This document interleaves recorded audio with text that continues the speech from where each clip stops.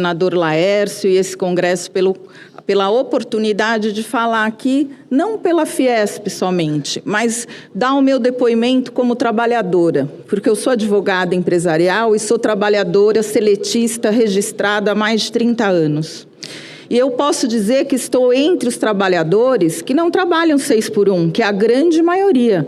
Porque vocês devem saber que 45 milhões de trabalhadores formais, somente 30% trabalha 6x1. E por que esses 30% trabalham 6x1? Porque são setores essenciais, são setores que não podem desligar uma injetora de plástico, por exemplo, ou setores que têm que atender a população, como a saúde, o comércio. A vaca leiteira, ela dá leite todos os dias. A gente não pode, na agropecuária, pular 2 dias da semana, porque a vaca vai continuar dando leite.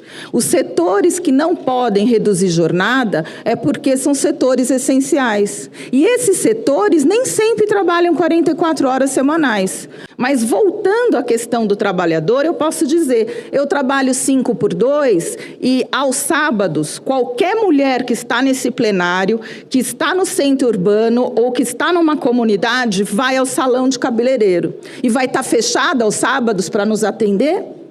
Qualquer mulher que é arrimo de família, ou como eu, que sustenta mãe e filha, aos domingos eu abasteço o supermercado, eu busco comida para minha família, eu compro remédio para minha mãe. Vai estar tudo fechado aos domingos para mim? Diretora da Fiesp, que trabalha numa escala 5x2, diz que se for aprovado o fim da escala 6x1, ela não vai ter quem possa atender a ela, servir a ela, num mercado, num salão de beleza em pleno sábado ou domingo.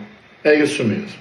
Em primeiro lugar, o fim da escala 6x1 tende a dinamizar a economia, abrir mais postos de trabalho e não vai ter interrupção na prestação de serviços.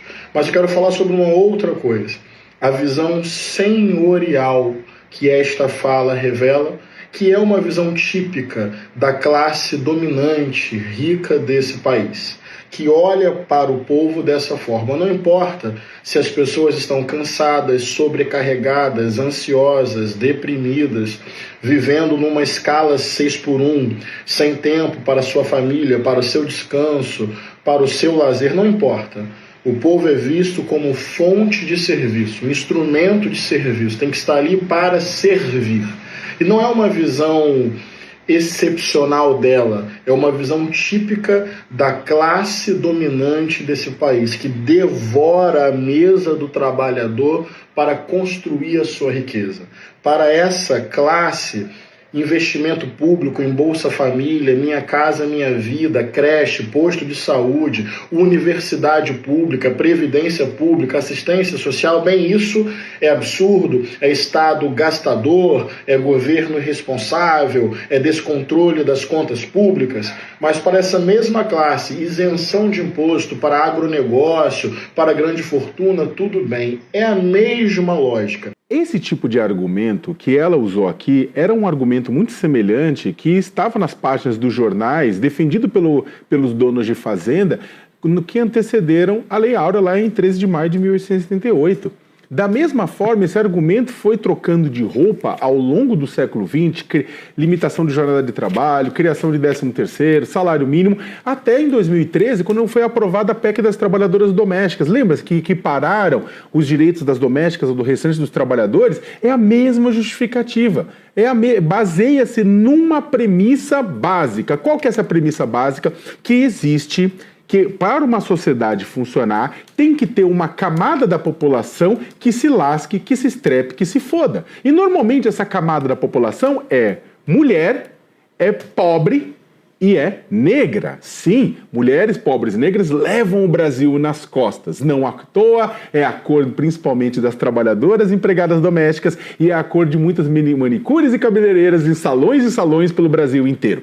O que ela está querendo colocar aqui, ela que é 5-2, ela deixou clara.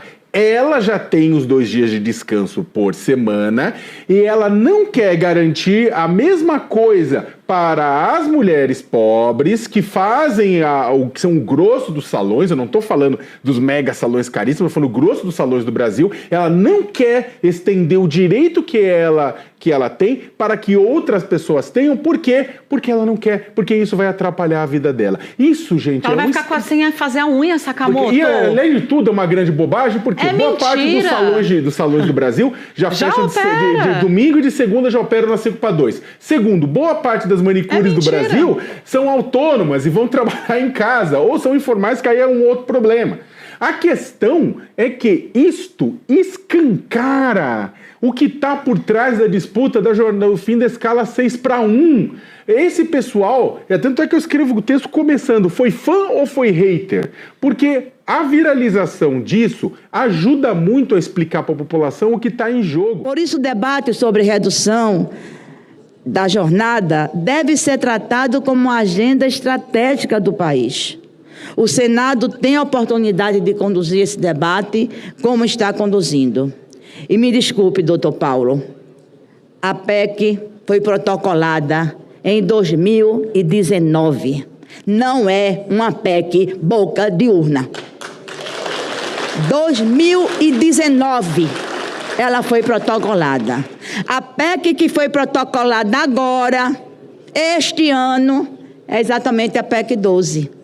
Que traz de volta aspectos que a luta dos trabalhadores e das trabalhadoras já deixou de lado. A flexibilização das relações do trabalho. Foi esta casa que derrotou, numa posição do presidente Davi Alcolumbre, hoje relembrada pelas centrais sindicais, foi esta casa que arquivou a famigerada carteira de trabalho verde e amarela. Foi aqui que tomamos essa posição.